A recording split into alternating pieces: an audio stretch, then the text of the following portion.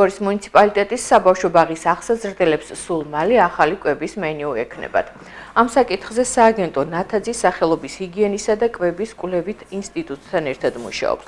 სწორედ აღნიშნული კომპანია დაიქირავა სააგენტომ ბავშვების ახალი მენიუს შესადგენად. Როგორც გაერთიანების ხელმძღვანელის მოადგილე TV მონიტორინგთან საუბრისას ამბობს, პატარებისთვის განკუთვნილი კალორაჟი არ შეიცვლება. Როგორც ცნობილია, სააგენტომ აღსაზრდელების კვებისთვის განკუთვნილი თანხა გასულ წელს 6 ლარამდე გაზარდა. სწორედ აღნიშნული თანხა იქნება წელსაც გათვალისწინებული.